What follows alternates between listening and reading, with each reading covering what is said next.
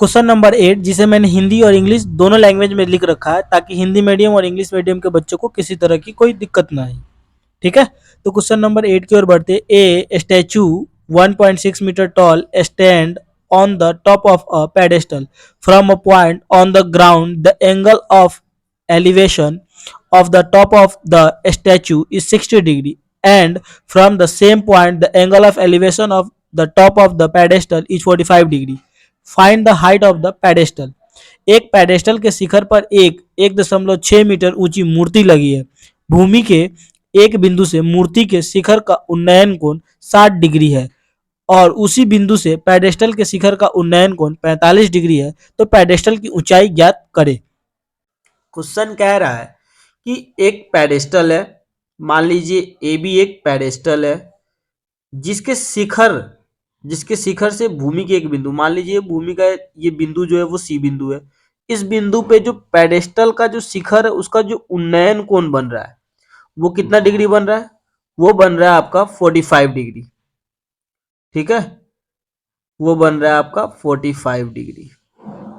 और वही पेडेस्टल के ऊपर एक मूर्ति है, ठीक है, जो आपका 1.6 मीटर है और इसके शिखर से जो उन्नयन कोण भूमि के सी बिंदु पे बन रहा है, सेम उसी बिंदु पे बन रहा है, वो बन रहा है आपका 60 डिग्री का। ठीक है, तो अब ये जो कोण बन रहा है वो कितना डिग्री बन रहा है? 60 डिग्री बन रहा है। तो जो पेडेस्टल के शिखर का कोण बन रहा है वो 45 डिग्री, और जो पेडेस्टल के ऊपर एक मूर्ति है उसके शिखर का, मूर्ति के शिखर का जो उन्नयन कोण भूमि के सी बिंदु पे बन रहा है वो कितना बन रहा है? 60 डिग्री बन रहा है। तो हमें कहा जा रहा है कि पेडेस्टल का ऊंचाई ज्ञात करना है, यानी कि पेडेस्टल, यानी कि ये जो पेडेस्टल है वो कितना ऊंचा है। ठीक है, तो हम यहाँ ये देखेंगे, सॉल्यूशन के लिए हम लिखेंगे यहाँ पे, ठीक है, लिखेंगे कि ए बी क्या है? ए बी आपका पेडेस्टल है। ठीक है, और जो आपका यहाँ पे डी बिंदु यानी कि एडी क्या है? आपका मूर्ति है। एडी क्या है? स्टैचू है, यानी कि मूर्ति है। ठीक है, मूर्ति है। और बीसी क्या है? दूरी है, डिस्टेंस। ठीक, तो हमें जो ज्ञात करना है वो एडी, यानी कि हमें ज्ञात करना है, ए बी ज्ञात करना है। एडी हमें पता है कि 1.6 मीटर है।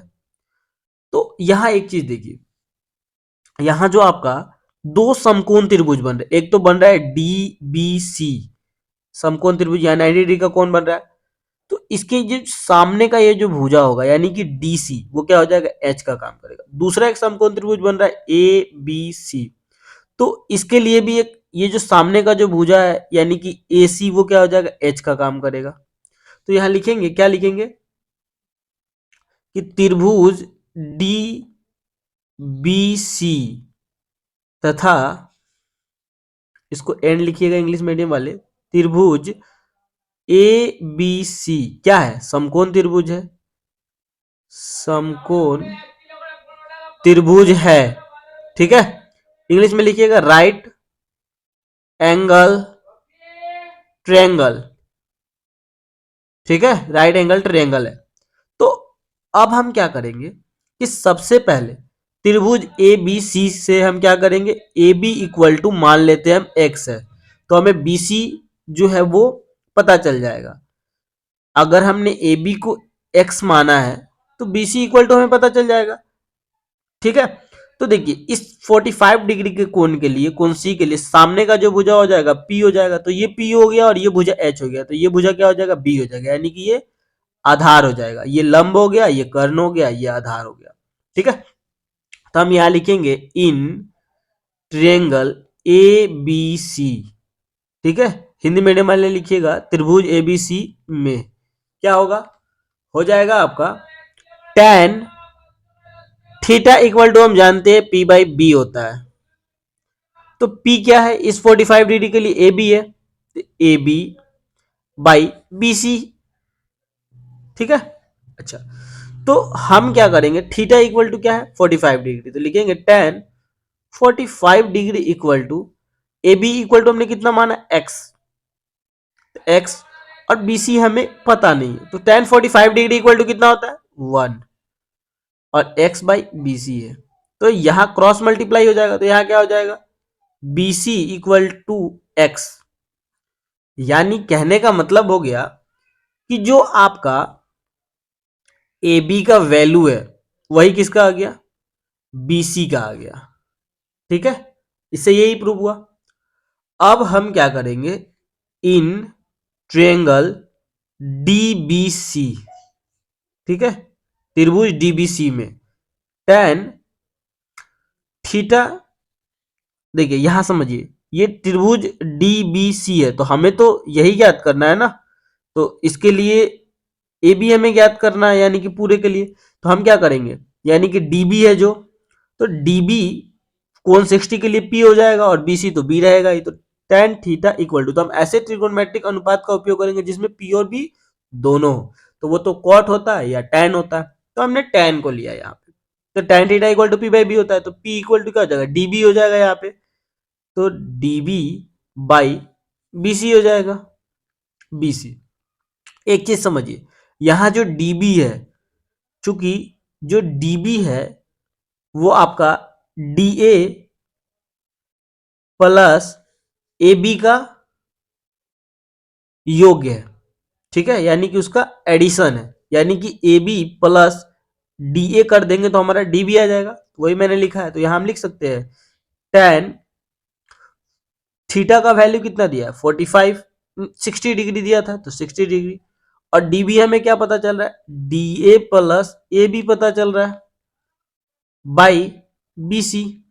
एक चीज देखिए हमने जो ए बी इक्वल टू क्या आया था बी सी, तो हम यहां रख सकते हैं A B equal to B C, यानी कि एक्स वैल्यू रख दे हम दोनों का एक्स एक्स, तो यहां देखिए tan 60 degree equal to D A equal to कितना है, डी ए इक्वल टू आपका जो है 1.6 मीटर दिया हुआ था, plus A B equal to हमने एक्स माना था और बी सी इक्वल टू भी एक्स हमने एक्स आया था हमारा, ठीक है, यानी कि ए बी और बी सी बराबर है इसके अकॉर्डिंग, तो यहाँ tan 60 डिग्री का वैल्यू कितना होता है tan 60 डिग्री इक्वल टू होता है √3 इक्वल टू, तो ये 1.6 metre plus x by x, तब इसके नीचे 1 छिपा हुआ तो यहाँ क्रॉस मल्टीप्लाई हो जाएगा, तो क्रॉस मल्टीप्लाई होगा तो क्या होगा √3x equal to 1.6 metre plus x.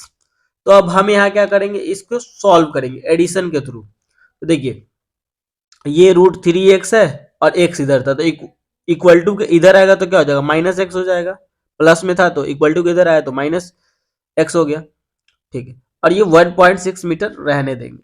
अब देखिए इसमें भी एक्स हमें दिख रहा है इसमें भी एक्स दिख रहा है, तो इसमें से हम क्या करेंगे कॉमन लेंगे, तो एक्स हमने कॉमन ले लिया तो बचा क्या बचा √3 माइनस 1, इसमें से एक्स ले लिए तो यहाँ √3 बचा, इसमें से एक्स ले लेंगे तो 1 बचेगा, तो 1 हो गया इक्वल टू 1.6 मीटर। अब देखिए अब हम डायरेक्ट ऐसे लिख सकते हैं x इक्वल टू 1.6 मीटर, और ये इंटू में था x इंटू √3 माइनस 1 था, तो इक्वल टू के इधर जब हम भेजेंगे तो वो क्या हो जाएगा बाई में हो जाएगा यानी कि बटा में हो जाएगा, तो यहाँ क्या हो जाएगा √3 माइनस 1।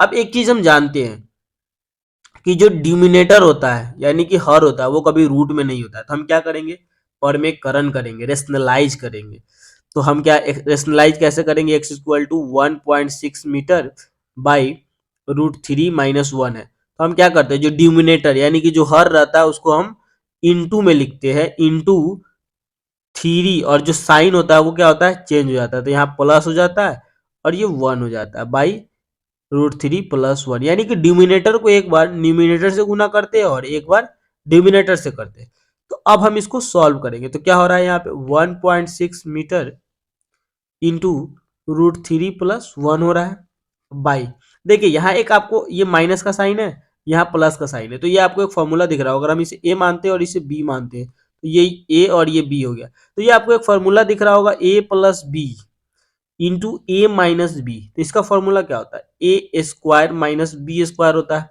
तो अगर हम इस फॉर्मूले पे ये दोनों वैल्यू को रख दे तो क्या हो जाएगा, तो √3 है तो क्या हो जाएगा √3 का स्क्वायर माइनस 1 का स्क्वायर हो जाएगा, तो जब हम इसको सॉल्व करेंगे तो ये क्या हो जाएगा 1.6 into root three plus 1 metre by root three का स्क्वायर कितना होता है, root three into root three equal to कितना होता है, रूट नाइन का रूट हटेगा तो 3 हो जाएगा।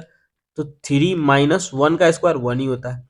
तो ये कितना हो जाएगा, 2 हो जाएगा। तो यानी कि ये हो जाएगा 1.6 रूट थ्री प्लस 1/2, और 2 से ये कटेगा तो कितना आ गया, तो यहाँ आइए आपका आ जाएगा 0.8 रूट थ्री प्लस 1, यानी कि ये आपका जो x इक्वल टू आया है इतना, तो हमने x इक्वल टू माना था ए बी, तो हम यहाँ लिखेंगे, इसलिए ए बी इक्वल टू कितना हो जाएगा 0.8 रूट थ्री प्लस 1।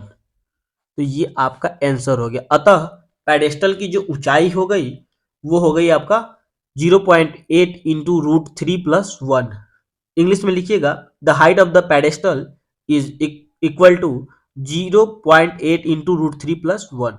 तो क्वेश्चन नंबर आपका 8 सॉल्व हो गया। किसी तरह की कोई दिक्कत हो तो आप हमें कमेंट में जरूर बताइएगा, ठीक है।